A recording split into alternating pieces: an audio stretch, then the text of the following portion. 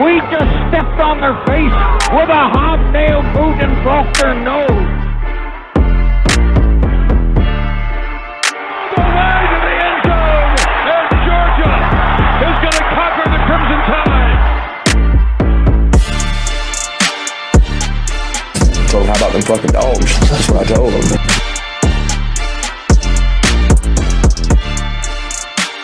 Hope it didn't take that long again. Go Dogs. Big dogs, little dogs, what is going on? It is time to get the party rolling. It's time to get the party started. I got my man Big George Foster in the building. I got Graham Coffey getting ready to come on.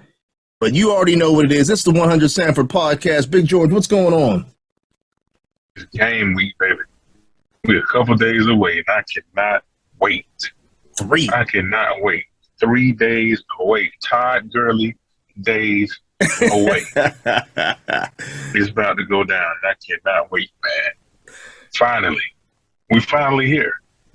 Man, it feels like an eternity. I mean, like after winning the Natty last year, it feels like I don't even know, man. Like we just been on this. Take forever. Yeah, like this whirlwind of celebrating and you know, handshakes and high fives, kissing babies, hugging babies. I mean, it's just felt like that, along with all the, you know, all the naysayers who want to try to knock Georgia for winning the Natty and being all mad and being haters and everything else. But I'm like you, man. It's like I just can't wait. I don't know what else to say. I don't even want to work. I don't want to go to work. I want to sit inside the house and vegetate until it's time to kick off. Yeah, you know it. Kick off. Yeah, man. Yeah, but, man. It's gonna be great. You usually you got a team coming off a national championship, yet there's going to be a lot of unfamiliarity when it comes to this team in certain aspects of it. So it's kind of like, I feel like everyone's kind of itching to see how they're going to be. You know what I mean? Usually it's not like this, especially after you have a really good team the year before. Mm-hmm. And most teams don't lose that many people. You know, it just don't happen. Like that like the draft picks, there was a record. Yeah. You know what I mean? So for it to be a record, it was a record that, you know, it's been around a while. You know what I mean? So it don't happen that often. So teams don't really lose that much talent from one year to the next. Georgia did, and the whole fan base is waiting to see, okay, can we repeat this with what's left? Yeah. So it's going to be interesting. Well, hey, man, look, we got Graham Coffey that just jumped on. What's up, Big Graham? What's happening, fellas? It's game week, man. Yeah, man. It's game week, ain't it? That's right. Can you dig? We hype. I'm hyped, dude. We're getting on a plane tomorrow morning, ATL bound. Excited. Okay. Get back to the South. See some. What you doing? What you doing for it on Saturday? I'm kind of mad at the rain, man. I hope it goes away. I hope. Now, I've experienced that in the last month or so where rain was on the forecast. It didn't rain at all. So I'm hoping it's one of those deals. But what you got going on Saturday? Yeah, Graham, tell the people, man. Tell the people right now.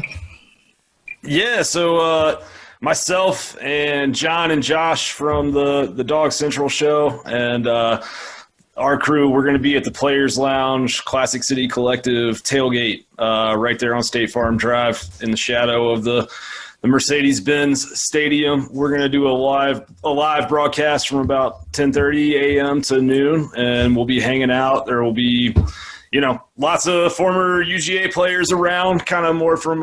You need to send me that info. Sorry to butt in. I was gonna say. I think I qualify as a former dog. We need some guests to come on the show, man. We'd love to have you jump on the set with us for a few minutes and give your thoughts.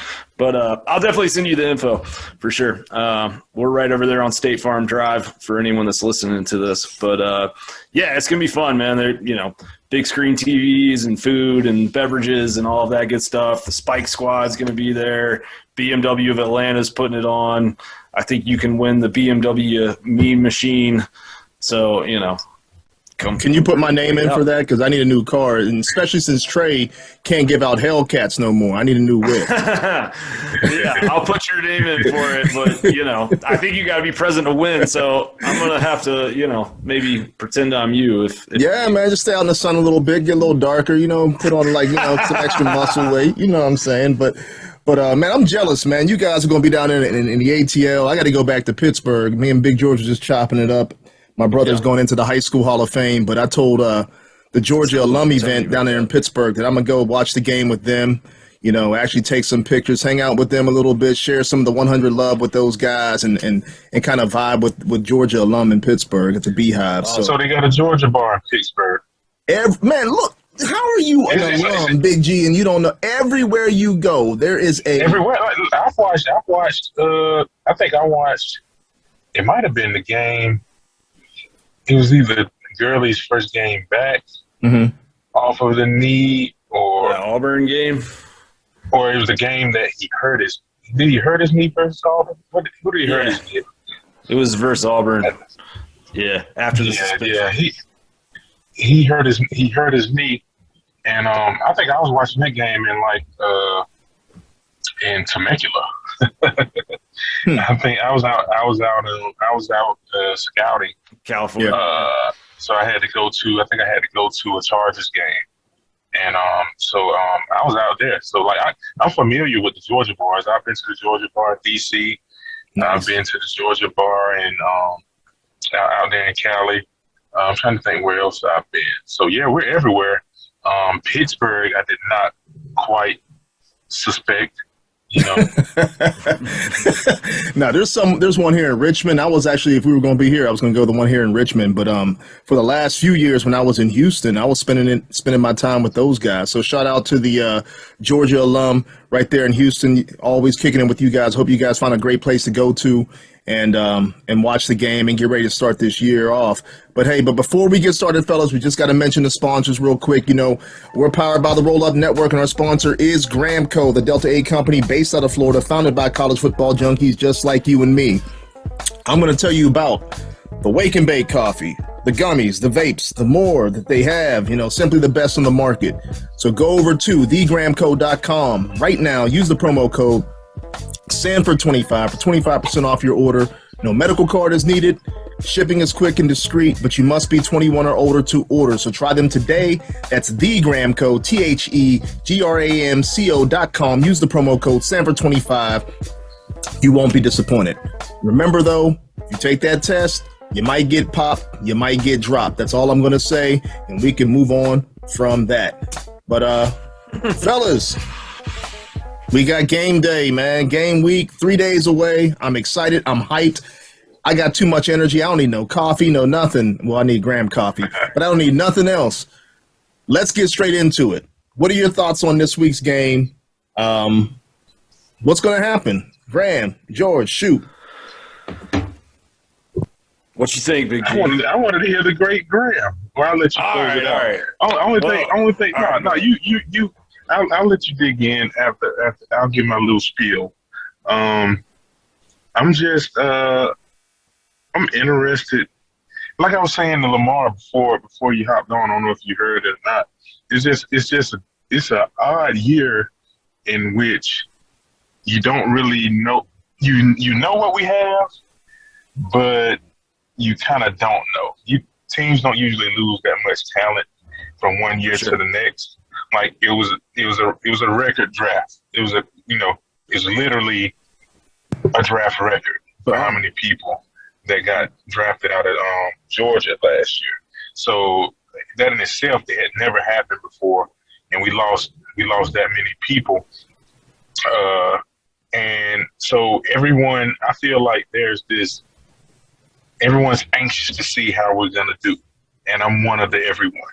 Am I worried at all? Not even in the least bit, because I know what it means to have players in college football. It means you're gonna win. And when you recruit really well, it's the cheat code.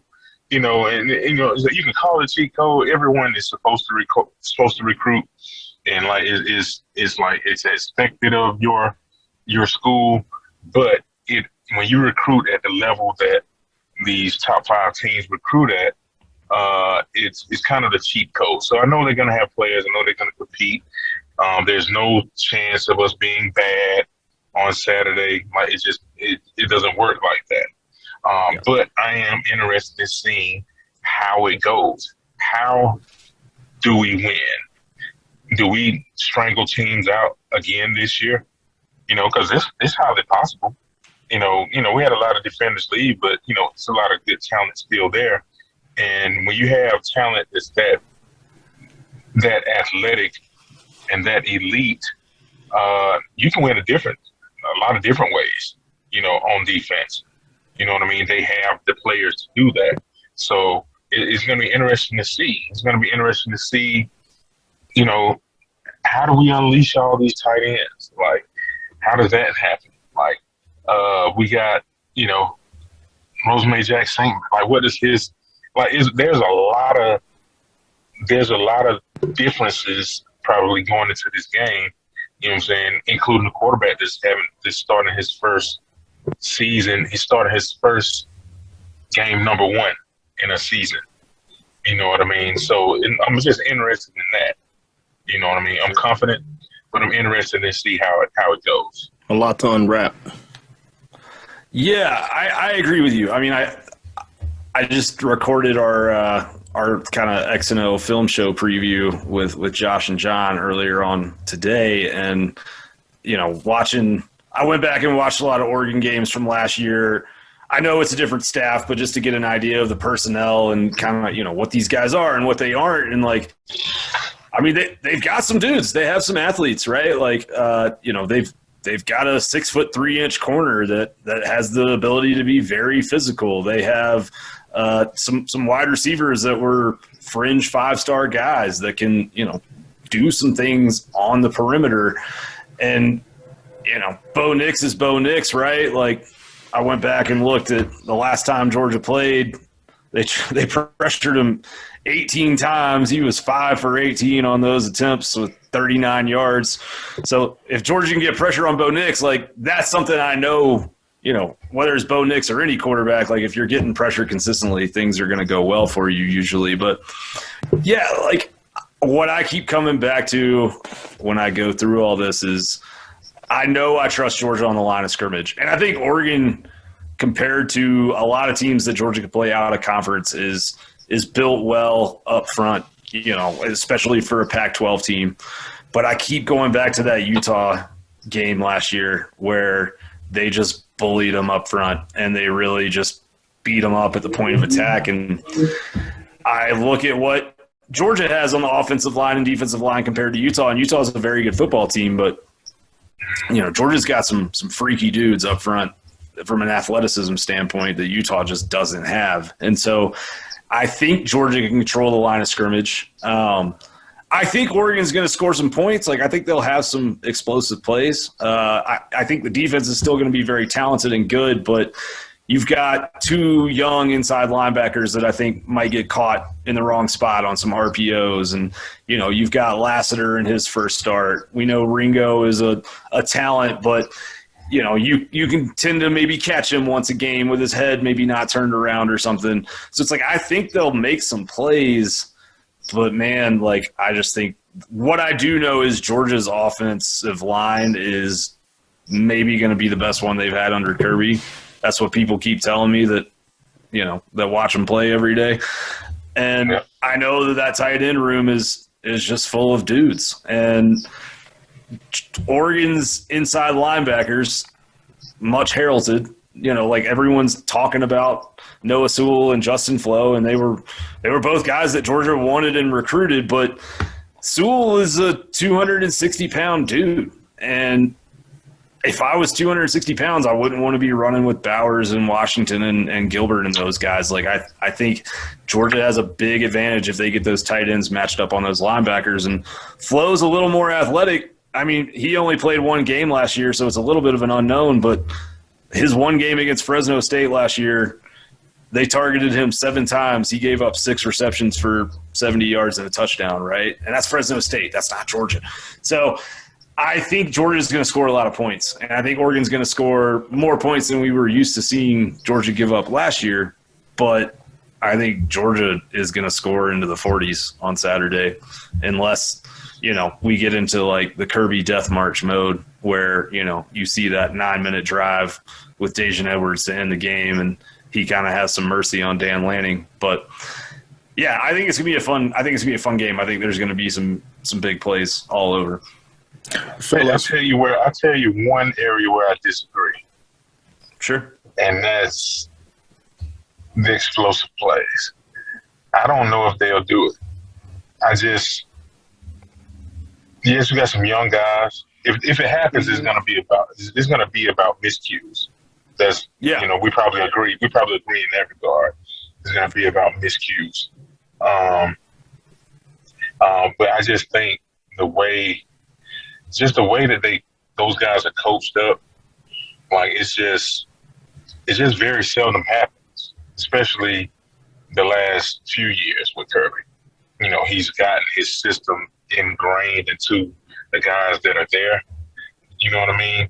And so it's and you got a few key guys there to have people dialed in. And you got Chris Smith, you got Nolan, and guys like that. And so I think they'll be dialed in.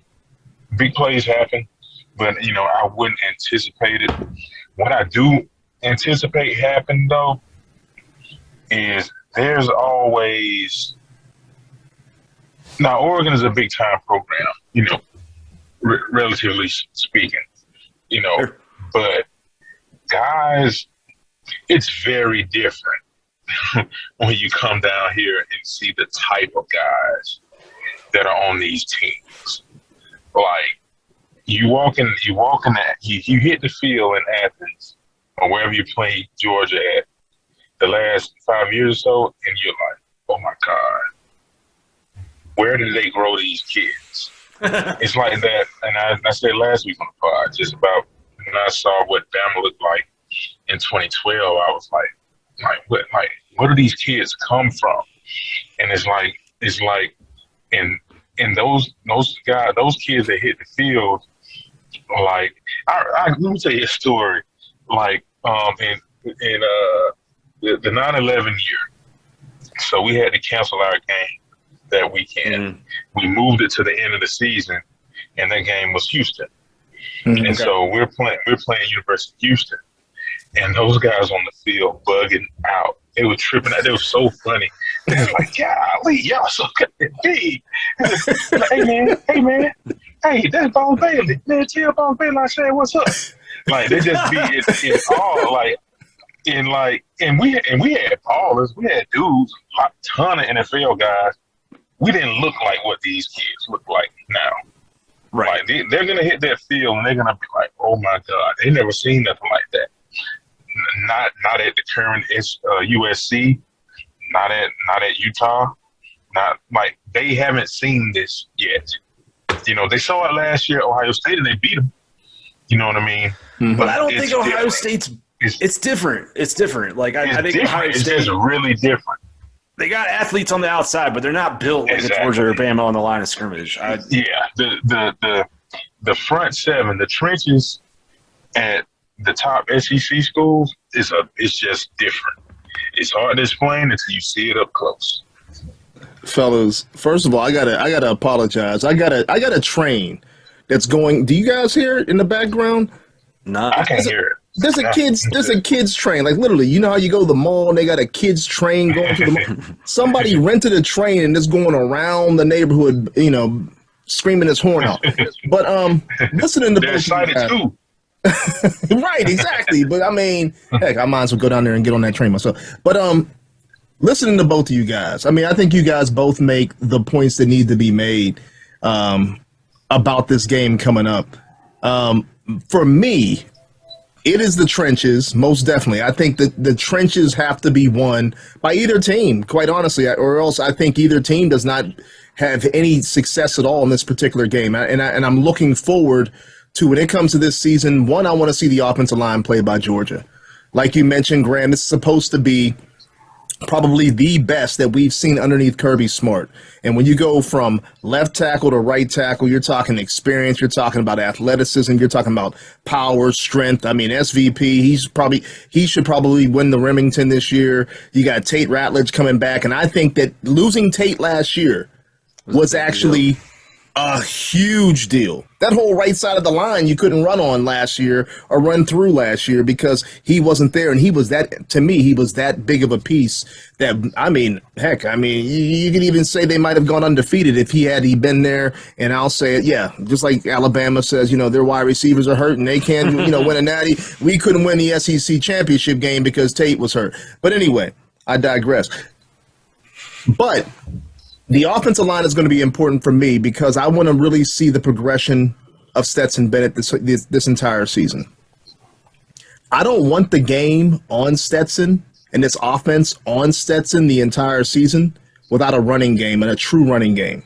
And so with the offensive line being as composed, as efficient as it can be, I think we're going to see the best out of Stetson Bennett that we could possibly see. The best out of Monken, his ability to call plays. I mean, he's an awesome play caller, but I think with the offensive line being stabilized the way it will be, we are going to see an outstanding offense.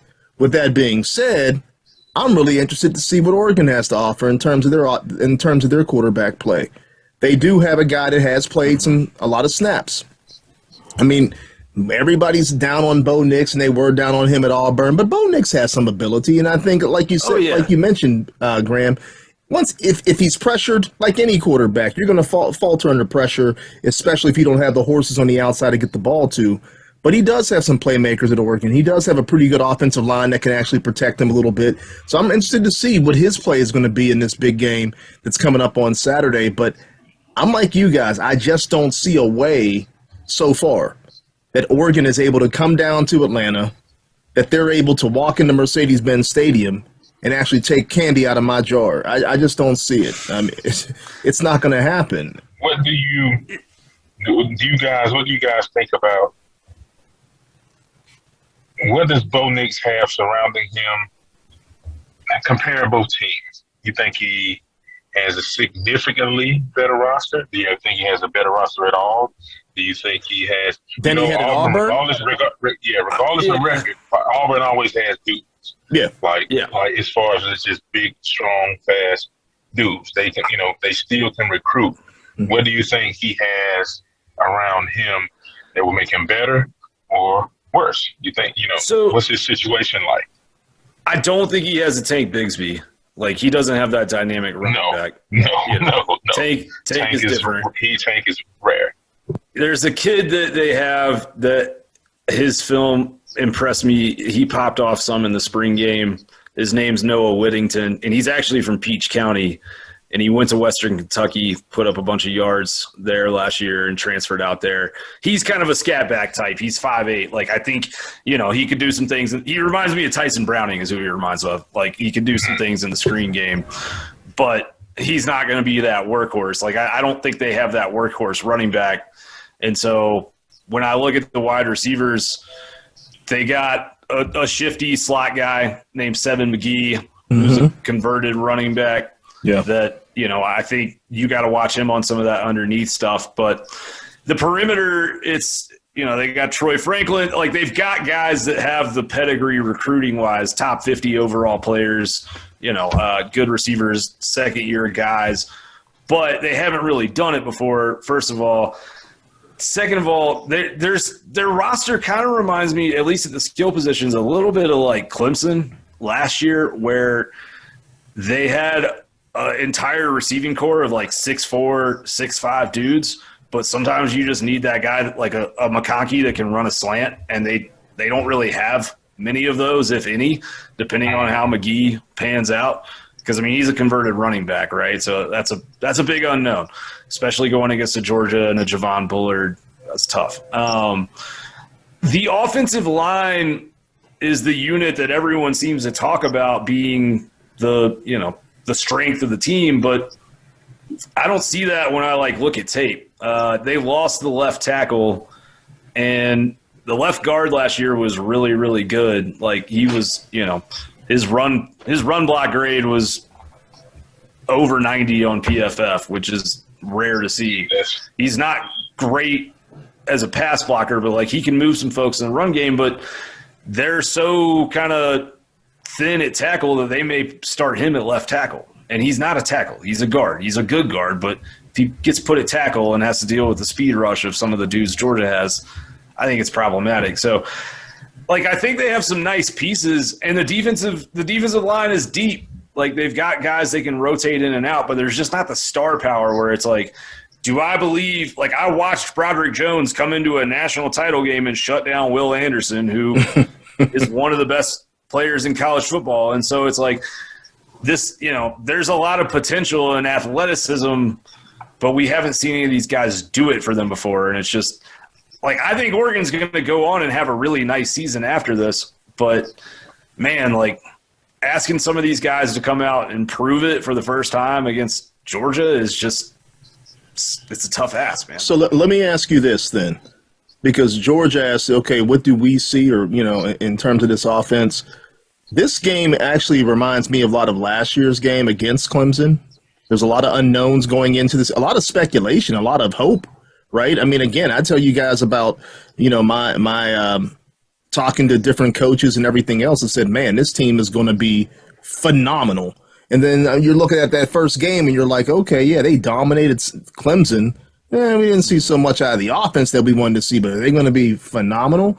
And I'm looking at Clemson's lineup as it goes on throughout the year, the stumbles that they had, the quarterback play.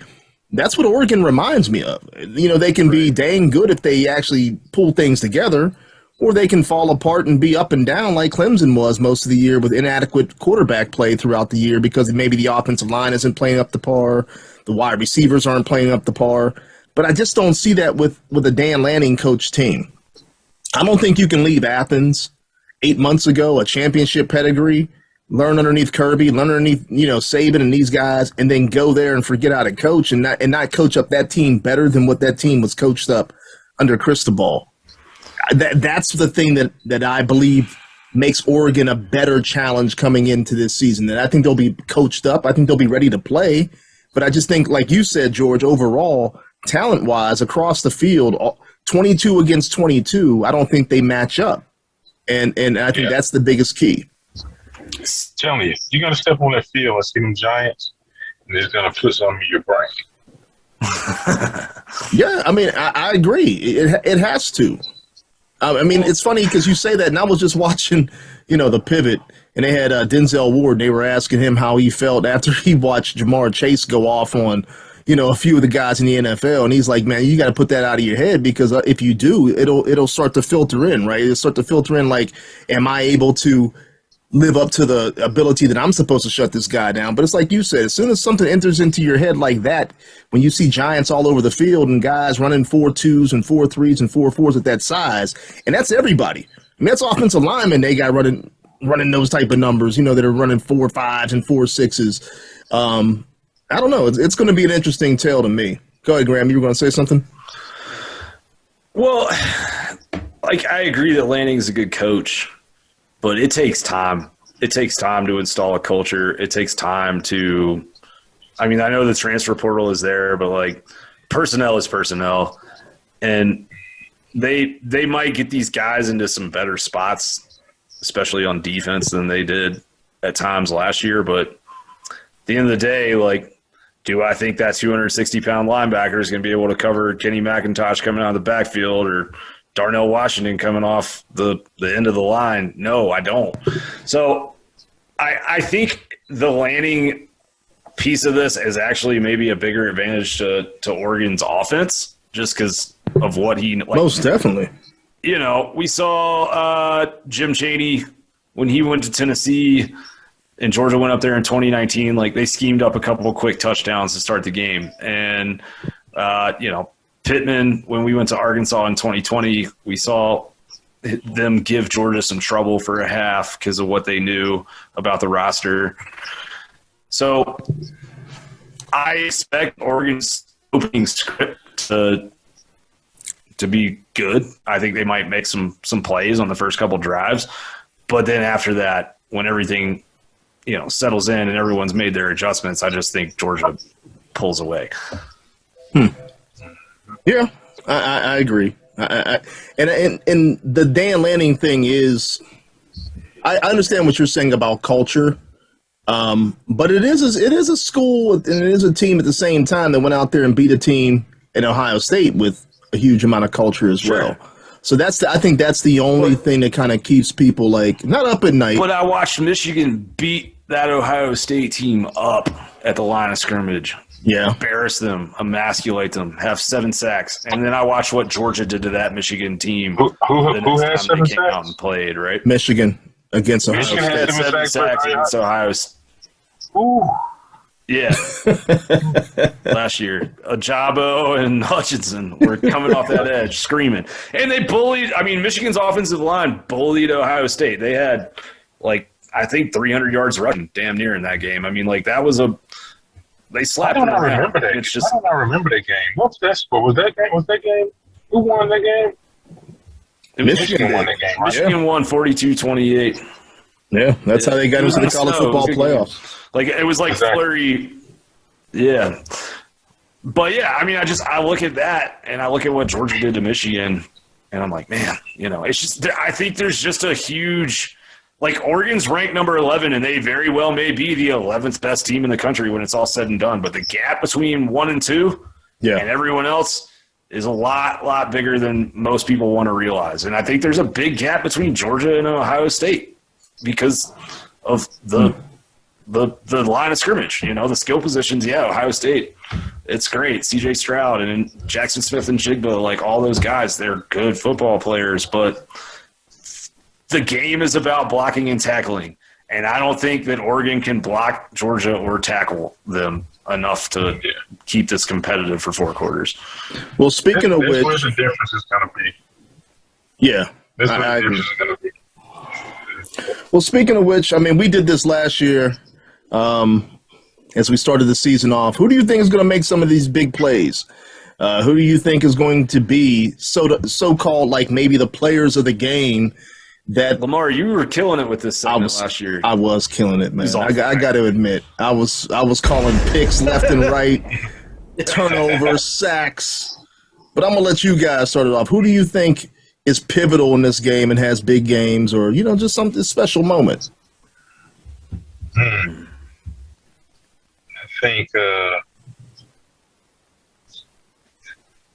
think Ringo makes some big plays. I think Ringo makes some big plays. I think Oregon is going to be forced to pass the ball, and so it's going to be out there for our DBs. They're just going to have to make the plays. So I think Ringo makes some plays if they're not scared to throw, at him. At the end of the day, he's a big name right now. He's in the top 5 of a lot of mock drafts. He's a whether you believe it or not. He's going to be in your mind, okay, 5 is over there. He's a big-time player. I was in study hall. I was supposed to be studying. I was looking at the mock draft, and the guy I'm facing this week is a top 5 player. I don't know if I want to pass it. I don't know if I want to throw it that way. You know what I mean? So there's a chance that he don't get many targets, but I think that he's going to make some plays on Saturday, and also Jalen Carter. He's going to make some big plays.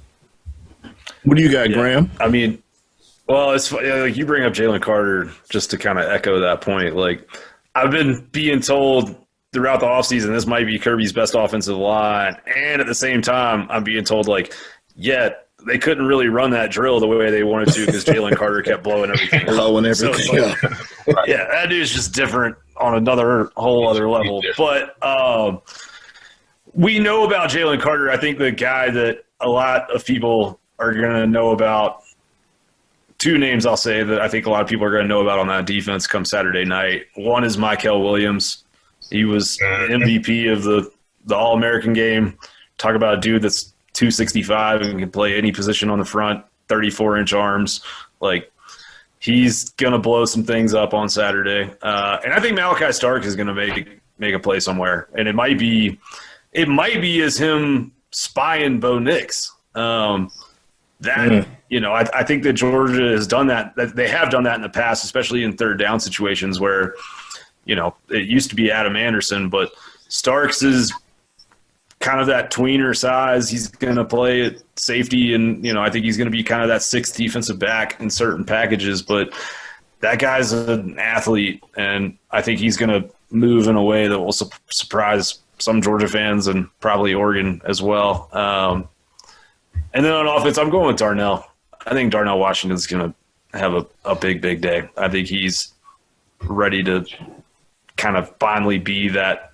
He's healthy, and I think he's finally going to be that player that everyone, has expected him to become. I think he's going to play 15 games this year, and he's going to go and make a lot of money in April. All right, I'm gonna go big on this. I'm going 5 sacks first of all, but 2 are going to come from Nolan Smith. I think Nolan has a fantastic day, and I think a lot of that may come because of pressure up the middle. You got the big guys up in the middle doing what they're doing, and I think the way that Kirby and those guys are going to dial up the defense. But I think Nolan has a good day. At the same time, I'm going to say Lassiter. I'm going to go an interception by Lassiter. I'm going to say they actually force Oregon into about 3 turnovers, whether it's fumbles, whether it's but it's going to be problematic for them, I believe, just in terms of holding on to the ball. And you're going to see splash plays. Heck, they did it last year against Clemson. Chris Smith starts off with a big interception, right? And to start the season, and then you end the season with Ringo with the chip 6. But I'm going 3 turnovers that the Dogs cause on defense and 5 sacks. Offensively, I think they want to really establish this run game. I know that they can pass the ball. We got the tight ends galore. But I'm going to actually say Kendall Milton has a big day. Not even a big day, but a productive day. Let's put it that way. I'm going to say anywhere between 85 to 95 yards rushing and a touchdown or 2. And I think that's because they want to get this thing established with the run game. I think not Kendall Milton, but Kenny Mack is probably the most important piece of that offense. I've said that before, no doubt about it, because so many different things he can do. But I think he'll have more of the all-purpose yards, catches out of the backfield, wheel routes, things like that. But I think Milton has a pretty decent day, and I think that helps stabilize the offense where they can do a lot of things on the outside with the receivers, big plays down the field with Ladd, big plays with Mitchell. At the same time, being able to work the middle with those tight ends. But I'm going to go with Kendall Milton having a decent day on the ground and kind of stabilizing this offense behind this good offensive line. But that's my predictions. We'll see what happens. Last year, George, I was smoking, man. If I would have bet, I'd be a billionaire. Let's add a wrinkle. Let's add a wrinkle to this. Let's go. Who scores the first touchdown for the Dogs Saturday? Ooh, I'm going to go Darnell Washington. Yeah. I'm going to go Ladd. Let's go. Hey. Ladd. Ladd. A big year. Let's put it this way. I don't really care who's scoring. All right. Well, I'll give you this one to watch. Is they got this corner Bridges I was talking about earlier, and he's an athlete. He's like 6'3", but he's more of a safety, and they're kind of moving him over to the boundary for this season because they need help. But I think Lad's going to probably line up at Z across from him at some point and put the dream shake on him on that double move. Yeah, just a little bit too quick for the 6'3" corner. Get behind him. All right, so let's go score predictions. Give me your score prediction of this game, fellas. Let me tell you, Trey already sent his in. He's going 35-10 Dogs. Oh. He's going 35-10. What's your prediction? I'm going Georgia 45, Oregon 20. I think Georgia scores a lot of points on Saturday. I'm going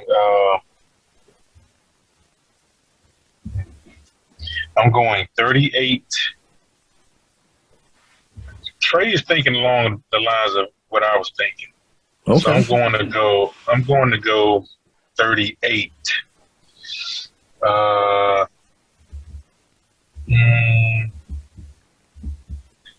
38-13. Okay. I'm in between. I mean, scoring wise, I think same thing, man. I'm going 38, but I'm going 38-20. I think I kind of got to go with Graham on this in terms of some splash plays early on, maybe with Georgia against Oregon, and maybe, hopefully you don't see it, but there's just some things that have to be learned that you can't teach in practice. Even though you got the horses on the other side of the field, it's different going up against another team, especially with Dan Lanning. Like you just mentioned, Graham, being able to dial up something. You saw it with Pittman. You saw it with some other coaches in the past, being able to dial up some things when, that they've seen against your team, just having been there. So I'm going 38-20, and we'll see what happens. But, fellas, we got some other games I just wanted to throw out there so we can get some predictions on it. I sent that to you guys, and Big George was like, hey, I got to study up on these teams because I don't know nothing about these teams. All I do is follow the dogs. So here we go. Arkansas versus Cincy. That's a big game this weekend, fellas. Cincy loses a lot, quite honestly. They lose Ritter. They lose Sauce. But Pittman, he's got a decent team coming back, man, especially with some wide receivers. What are your quick thoughts on that and a prediction on that game? Since I'm the novice here, I'm gonna go first. Mm-hmm. I think they beat up Cincinnati pretty bad. I really do, because Cincinnati lost so much, and they're already one of those. Yeah, they made it to the playoff and all that stuff, but they can't compete. They can't compete with the big dogs just yet. You know what I mean? And they lost a quarterback that's probably going to start for the Falcons sooner than later. Lost both corners, safety. What else? They lose? Receiver. Yeah. They lost a lot. Defensive backs. Yeah. Yeah. Yep. Sauce and Kobe Bryant was the safety they had. So it's going to be. They're missing a lot. I think Arkansas just pounds them to death, just like Alabama did. That quarterback. That's a big old dude. KJ Henderson. It's like Cam Newton coming downhill, and I don't know if they got an answer for that. So I see Arkansas rolling big. If they don't, hey, I'm a dummy. What you got, Graham?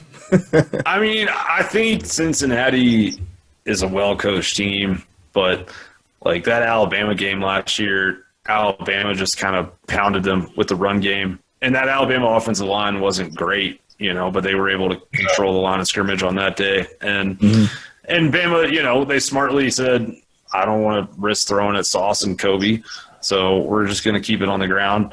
Now you don't have Sauce and Kobe out there with some of those risks. I think Matt Landers, the former Georgia receiver, is going to make a play or two for them.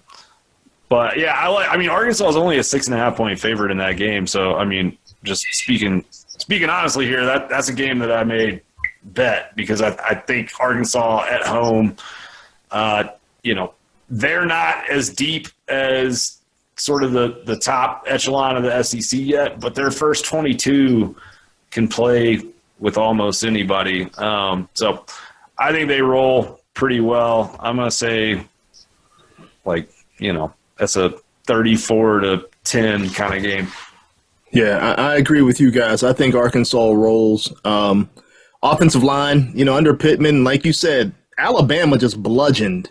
If you go back and look at that game against Cincinnati, they bludgeoned Cincinnati. A lot of people were like, well, they didn't put up all the crazy numbers because, again, Sauce is he's shutting down NFL wide receivers right now. There was no reason they were going to try to throw the ball towards his side, regardless of who else was back there at safety or anything else for Cincinnati. They had some great cornerback play last year at Cincinnati. But I think KJ Jefferson has a great game. And like you mentioned, Matt Landers, the former dog, but you also got Hazelwood. And I think he's got, something to prove. And I think they're going to get the ball in both of those guys' hands and try to allow them to make plays because they're wide receivers, big, rangy wide receivers that can get downfield. And Cincinnati just does not have the corners that they used to. So I'm going big. I'm going Arkansas 34-13. Covers the spread, obviously, which is 6. Ohio State, Notre Dame. That's another big one. I don't even know what the spread is on this game. I think did I read 17? It's like 17. It's like 17 It's and a half. I read It's 17. big. I'm And I just don't know going. how to think about that. I'm just going to go first on this. I think Ohio State mangles them. Quite honestly, I think C.J. Stroud goes out there and makes a statement immediately that he's the number 1 quarterback in the nation. They got wide receivers. I mean, they've always had those skill players on the outside that can stretch the field, and I don't think Notre Dame has the horses that can keep up with them right now, especially game 1. Freeman's first game coaching, or actually his second official game, but it's a big, big game playing Ohio State. I don't like it at all for Notre Dame. I'm going big again. I'm going Ohio State 45, Notre Dame 14. Ooh. I think Notre Dame, the best chance Notre Dame has to keep it close is to try those usual big old linemen out there and control the ball, run it, because they don't have a lot of the talent they had. They have a big time receiver out with an ACL already.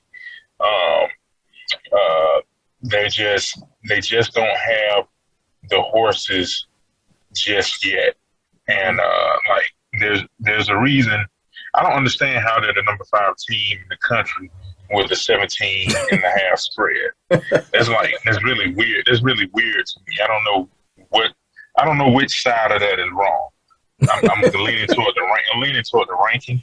Yeah, but or is there just that much disparity between 1, 2, and 3 versus everybody in the nation? I just think that's but it just depends. Like Ohio State, they let people down again last year. So it's like, That's okay, right. what?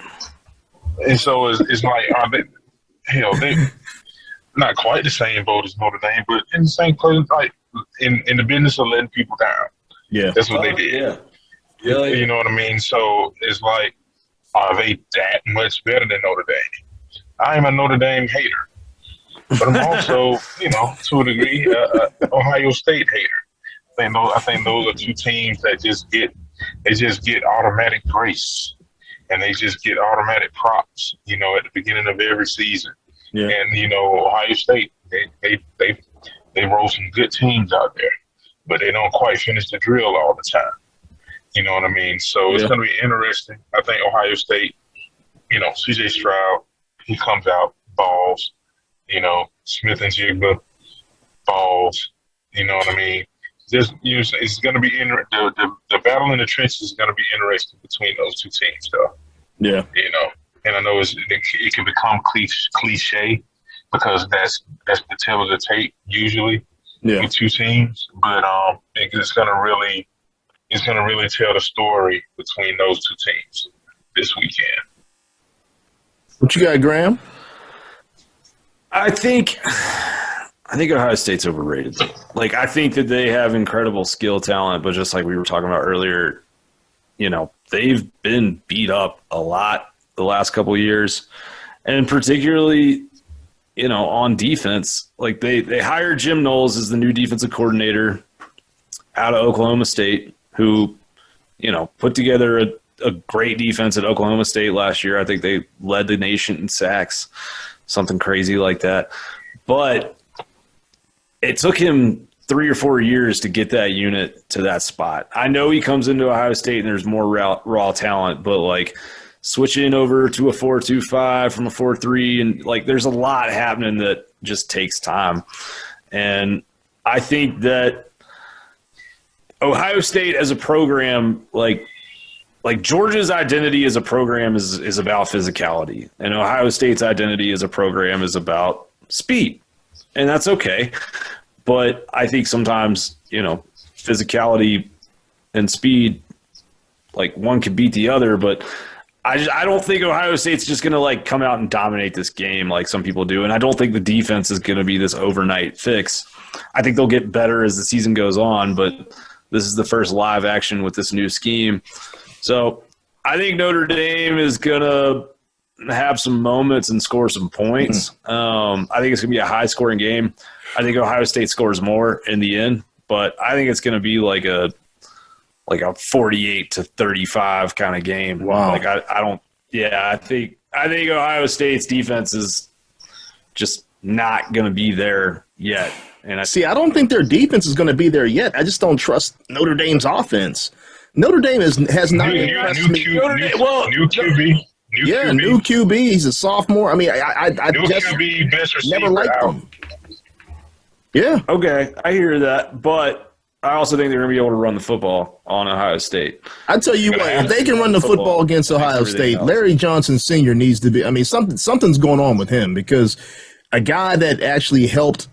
I mean, he's the architect, right, of those Penn State defenses and those guys up front that put guys consistently in the NFL. He's not been able to replicate that at Ohio State, which is kind of crazy. Pass rushers, yes. Yeah. But not guys being able to stop the run, which is pretty phenomenal. Not in the middle, though. Yeah. I mean, the edge guys, yeah, but not up the middle. But, I mean, Notre Dame faced Jim Knowles at the end of last season in the Fiesta Bowl, right, when he was still at Oklahoma State. And they put up 35 on those dudes. Granted, Ohio State has more talent, but I just think the style of football that Ohio State plays is conducive to having a lot of points scored on you. That's true. Maybe 35 is too much. Maybe it's more, 28 or 31. But I think that, Notre Dame is going to be able to push them around up front. And I'm interested to see what Ohio State's offensive line looks like. If Notre Dame has a true pass rusher on their roster, I think that they can get back there a few times. Cool. Last one, guys, and we got to throw this in there just because of our network. Florida State. Florida State is playing LSU. Wait, we're not going to do Florida-Utah? You know what? I forgot all about Florida-Utah. We got to throw that. Yeah, we definitely got to throw that in there. All right, so let's go Florida State first. Florida State, LSU. All right. Florida State coming off the game against Duquesne, my brother's alma mater for basketball, my wife's alma mater for Duquesne, baby. And I don't know about you guys. I watched the game. Florida State, they got some problems on that offensive line, man. They got some bad problems because Duquesne was able to get in there with 4'3", 175-pound defensive tackles, and now they're going up against LSU. And LSU's no pushover inside the trenches. They got a lot of big boys down there, and as George would say, you start seeing that size. Even though it's Florida State, it's a big-time program, but you start seeing that size and that strength, and then you got to go to Death Valley and play them at night. It's going to get problematic to me. I don't think it's going to be a blowout by any sense of the imagination, but I don't think Florida State's definitely not there yet. Let's put it that way. Yeah, that is a trip. It is definitely they're in for a treat.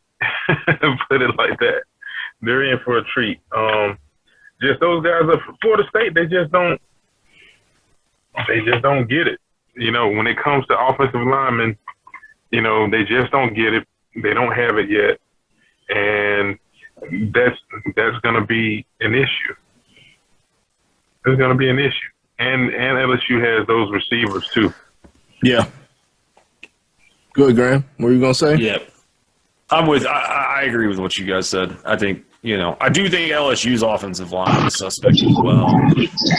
And Florida State will probably disrupt that a little bit. But I'm going to say LSU gets them by, I think it'll be close for a little while. Maybe like a 13-point game or something. Wow. Oh, okay. All right. Well, let's go to Florida and Utah. Let's go Florida, Utah. Graham, I'm going to let you lead this off because you were like, whoa, hold up a second. We can't talk about the Gators. Graham got something to say. If I hear about this damn humidity one more time, I swear to God. So, look, here's the deal. It's been hotter in Salt Lake City the last 3 weeks than it has been in Gainesville, Florida. It's been upper 90s out there. It's hot in Salt Lake City. People don't realize that it's in a big old basin. It's different though. It is dry, but it's different. It is 100% different.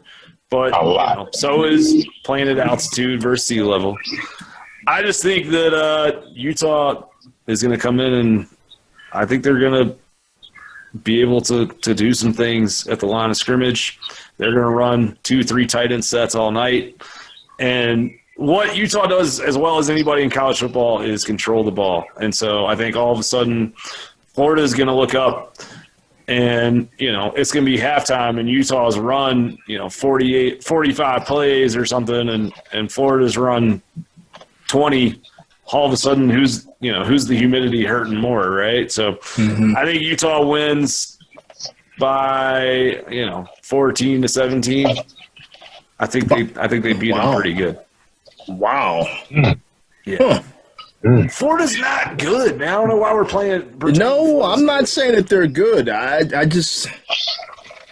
kind of look at it like, man, are they that bad? Let's just put it that way. I mean, you got new coaching coming in. Well, but I think Utah could be a playoff team. Yeah.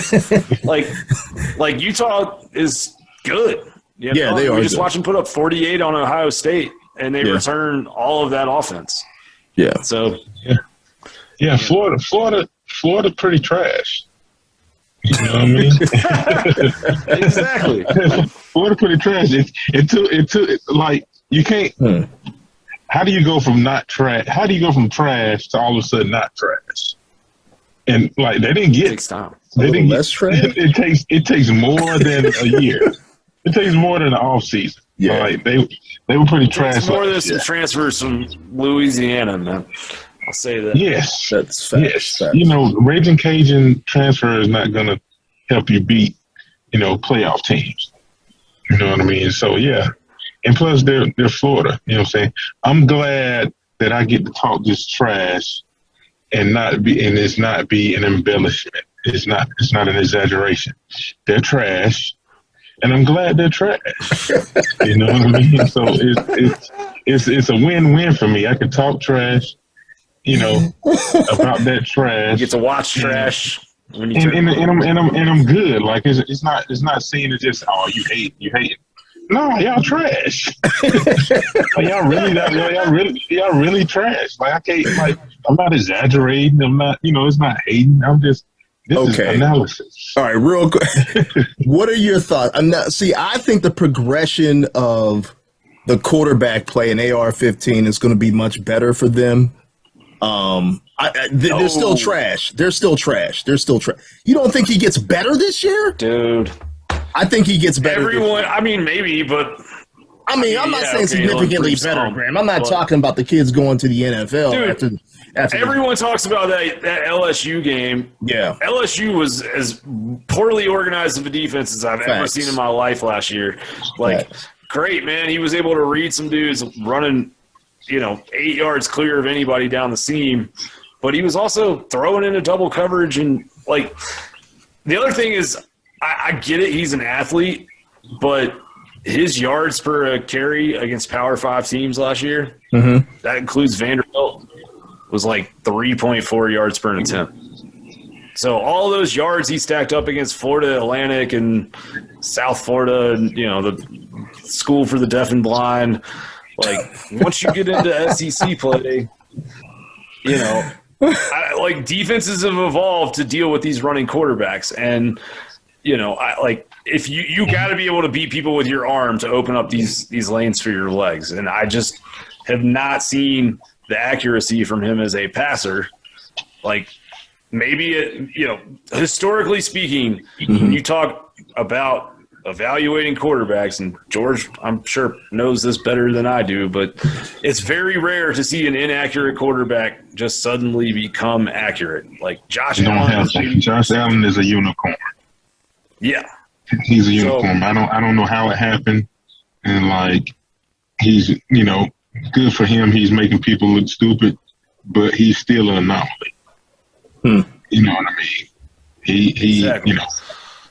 I thought he was. What was my man from the Titans had from Washington? I thought he was the second coming. Jake Locker. Locker, yes. I thought he was the second coming of Jake Locker. Wow. You know what I mean? Like, but he turned out to be good and good for him. But you cannot. You can help a QB. You can help him, but I believe the accuracy is somewhat natural. You know what I mean? So if he's not accurate now, can they do some things to make him effective? Absolutely. Yeah. But he's not going to become accurate over the years' time. It just don't happen. Well, his completion percentage on throws over 10 yards was 43%, 31% on throws over 20 yards. Was he that 3.68 yards per carry against Power 5 teams. 6 touchdowns, 5 interceptions. Maybe I think he was good because you're in the roll-up chat with all those dudes that have overhyped him. No, I don't think. No, you know what it is? Because I'm not going to sit there and watch trash, right? I don't put my trash out and then wait for the trash man to come. You know what I'm saying? So my son said it the other day. Dad, how they get that trash can up there? We got the ones where they come around the neighborhood and the truck picks it up automatically. We watched that briefly and then we went inside, right? I do the same thing when I'm watching the Florida game. I'm going to go back. I'm going to look at a few of the highlights. If somebody says, oh, man, this guy had a great play or a great day, I'm going to go and I'm going to watch it. When we play Florida, right, I'm going to evaluate some film, be able to come back, talk about it educationally and and really just be able to dig in. I'm not going to watch it. So I thought the kid may have developed slightly. I look more at their defense being more of a detriment than anything. I think, like you said, Utah is going to go in and just hammer them out. But I just thought that Florida may be a little bit better this year. I mean, 6-6. I think we talked he's about an athletic. He's an athletic talent. Yeah, he's an very athletic talent, and it that's a plus. That's a plus in sports in general. Definitely a quarterback. Yeah, so I could see where you would think that he could definitely take a step forward, but it's not a guarantee.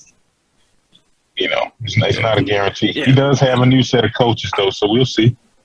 Yeah. Yeah. I mean, another thing is his coaches had the best roster in the Sun Belt by an extremely large margin and still managed to play close games every week in a division. They were the only team that was bowl eligible in their division for 2 years straight. So, is Billy Napier a product of a bunch of smoke and mirrors and having been a Nick Saban assistant? We will find out soon. But if they go 6-6 this year, I can tell you what, his seat will be hot going into year 2. Well, I mean, he might as well get over that. It's going to be 6-6. I haven't seen anybody yet nationally. Florida loves firing football coaches. Yeah. I mean, I think, I don't know. Florida's not maybe as bad as everyone thinks that they are. I mean, I'm not ready to say that they're terrible just because I think Kentucky is falling off and I don't think South Carolina's going to be that good. So when you go down their schedule, it's they have a chance to win a lot of those games. But I think there's a lot that has to be done. And I think the biggest thing that's going to cripple Florida is that Billy Napier got fired as the offensive coordinator at Clemson. There was not a market for him to be an offensive coordinator in the Power 5. Mm-hmm. Then he got a head coaching job and he decided to make himself a play caller at Louisiana, and the system he ran there wasn't that efficient or effective. And now he's the offensive coordinator at Florida. I think if he's going to save his job, it's going to be because he humbles himself and hires an offensive coordinator next season. Which most have to, man. Most have to. He better hire some players, too.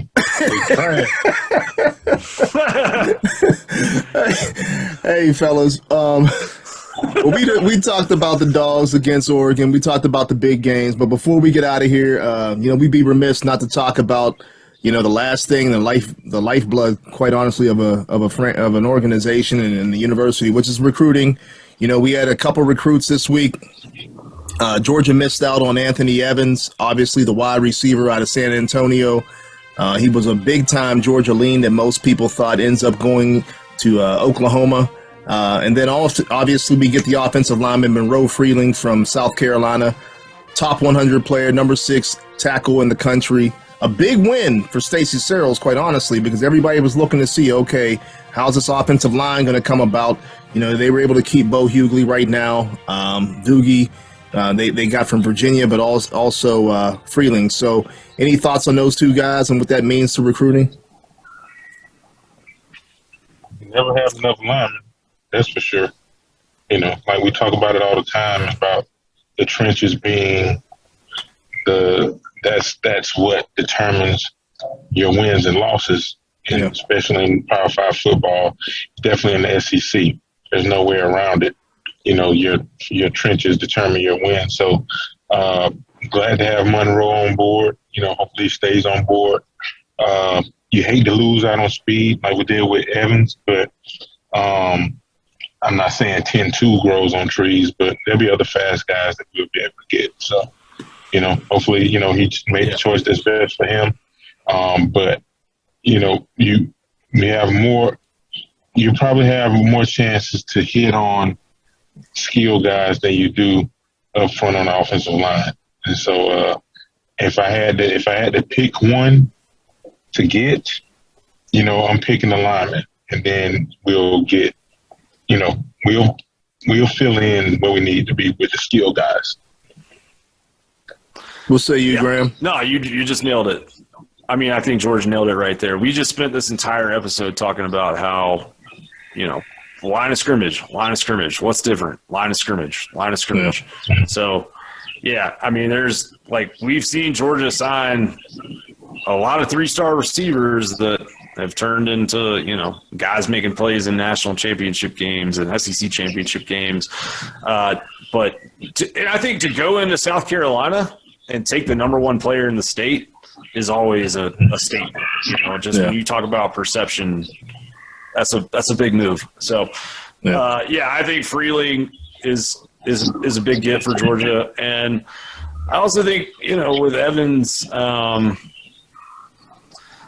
I wish the best for him and all of that. Like, I hope he has a successful career, but, you know, Georgia signed Yazid Haynes. Him and Evans are very similar players. And I think, you know, because Evans fallen out of this class, maybe Georgia gets in on somebody else that maybe comes in and just fills the need of what Georgia has at wide receiver a little bit better. We'll see how it plays out. But, yeah, I mean, it's recruiting. It happens. Wins and losses happen. That's just the name of the game. Yeah, I think the get with Freeling is big time, man. You got 2 bookends in Hughley and Freeling, right? And you start looking at the trenches, and these guys are very outstanding. One thing that impressed me with Freeling is his, you know, I don't know if you watched his press conference or his commitment conference, whatever they call it these days. Yoga, you know, very flexible, very, you know, he's extremely athletic. That's all you ever hear about the kid is he's extremely athletic, able to handle a lot of speed rushers because he's athletic. Basketball player. Yeah. I always love tackles that play basketball. Yeah, man, good feet. You know what I mean? He's outstanding in that vein. With Evans, I guess it's a little personal with me. You know, I mean, I've been able to gain some form of relationship with the kid, and I really thought he was a Georgia kid. You know, I really thought he was going to be someone, and a lot of people tried to put him more in the vein of or in the lane of a McCole Hardman, but he's more shifty than Hardman. Obviously, Hardman came in as a wide quarterback, and, you know, they converted him in a lot of different positions when he was there. But with Evans, it's different. I mean, that he's fast, but he's extremely quick, and his agility is off the charts once he gets the ball in his hands. And he mentioned, you know, that he was going to Oklahoma because they throw the football. He was going to get a chance to catch the ball more. And that we have to change that narrative. The narrative has really already changed if you really think about it. I mean, we've been putting the ball in the air more. It's just going to a lot more different people than some of these other schools do. And, you know, somehow, some way that has to be conveyed to some of these big-time targets that are out there. And even though Evans isn't a 5-star, you know, he's not one of the ones that, you know, the 6'2" guy that's running a 4.1, you know, and he's not number 1 receiver in the country. But at the same time, he's one of those skill guys. When you get the ball in his hands, he could probably be dynamic, kind of like a Lad McConkey with just a little bit more speed, you know. But I wish that Listen, narrative would just change. It just drives me crazy. Unless you're trying to break some college records or whatever the case may be, or some personal goals, you could, assuming your ultimate goal is to play at the next level, Yeah. you can do that at almost anywhere. Right. Like, there are some guys that are probably going to be in. You got rest in peace, my guy Bebe, Demaryius Thomas. Mm-hmm. You know what he came from? Paul Exactly. Johnson. Triple option. Paul Johnson. I don't think Calvin got a lot of. Or did Calvin play 1 year in the system, or did he? I can't remember, but like it's some guy. He was under Chan Gailey. And what's my guy for the Raiders? I scouted him, the tight end. He wasn't a tight end at Tech, but he was Darren Waller. Darren Waller. Yeah, Waller. Like. Yeah. He's gonna you can attain your goals without getting 100 reception a year. Yeah. So these guys have to understand that they're trying to go to these schools where they toss the ball around. They toss the ball around because they got multiple guys to toss the ball around too. So you're not necessarily gonna get all the targets, and you gotta be a dog. You gotta be a stud to get it. You know what I mean? Mm-hmm. So if that's his reasoning, hey, he's got to live with that. Yeah. You know what I mean? And hopefully it works out great for him. But I hope some guys that really like Georgia for all the other reasons, I hope they don't, start, second guessing their choices because of the perceived way that, we throw the ball. You know what I mean?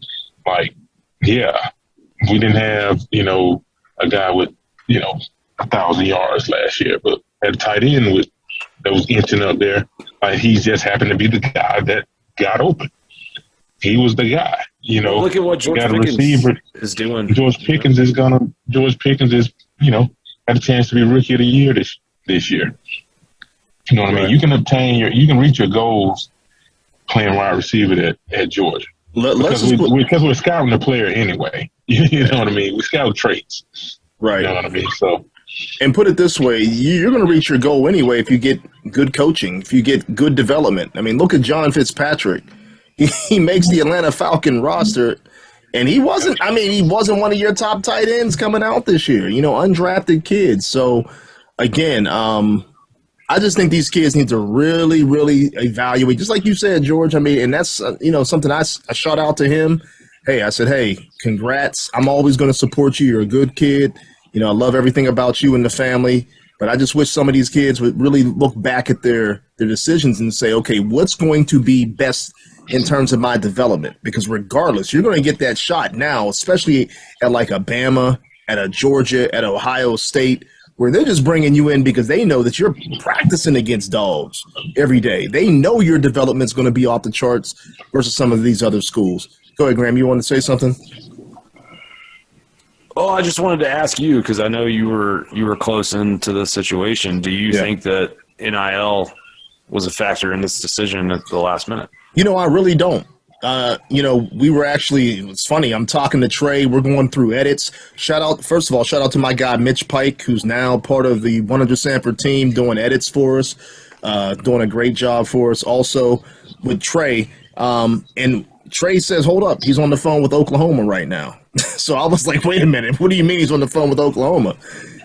Comes back and says, hey, I'm shooting you guys the video. Shoots us the video to finish his commitment video. So it was really to tell Oklahoma at that point in time, I'm done. So what changed that night and what changed overnight, who knows? I think it might have just came down to maybe thinking about it one more time and saying, okay, wait, do I want to catch 40 balls, 50 balls, or am I really going to believe the smoke and mirrors that Oklahoma's telling me of about 80, 90 balls? And let's say this also. He's going into a new coaching staff, a new coaching scheme. Who knows what they're selling him? You're going to play right away. You're my guy. I'm not committed to these other guys that are here. That also plays into this with a guy like Venables and his offensive staff as well, where you're going to be a primary target, where you're going somewhere like Georgia, where you're just really, you're one of the guys. You're going to have to earn that spot.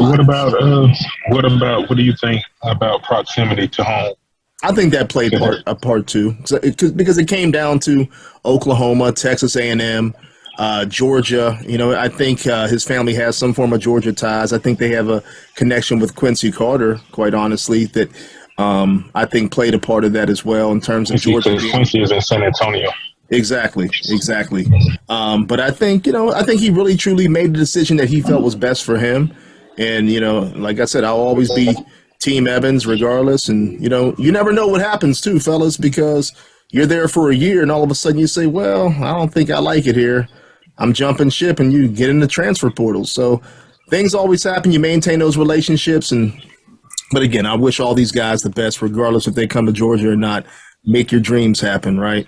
So anybody else got anything else before we get up out of here today? Oh, man. We had a good show today. Dogs by 90. Wait, I got one 90. Thing real quick. I got what you got, man? Real quick. What does it say? I can't read.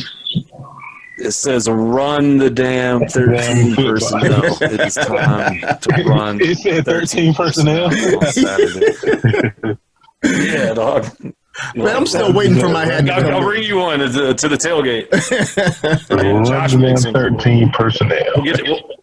We'll have one at the tailgate for you on Saturday. 13 personnel, baby. I'm down. Man, he needs a bucket. You got to get him a bucket hat with that because he wants the bucket hats. Oh, yeah, bucket. Yeah. All right, fellas, let's get up out of here. Let the people, you know, get ready to party and get ready for Saturday. But as always, enjoy getting down with you guys and talking dog ball. And we'll see what happens. We'll get together next week and talk about this victory over Oregon. Yes, sir. We're going to have a special guest next week, too. Chop it up, too. Yes, sir. Can't wait. Special guest. Go Dogs. Yeah. Yes, sir.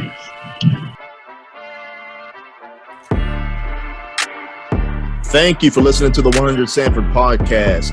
Tune in weekly to hear fresh content from the 100 Sanford Podcast every Thursday, but also with some pop-up shows every now and then as news breaks. You can also follow the content on our website, www.100sanfordpodcast.com, and email us at dogs@100sanfordpodcast.com. Lastly, reach out to us on social media streams. For Twitter, it's @100Sanford, but on IG, TikTok, Facebook, and other accounts, it's 100 Sanford Podcast. All right, folks, that's it. And as usual, see you at 100 Sanford.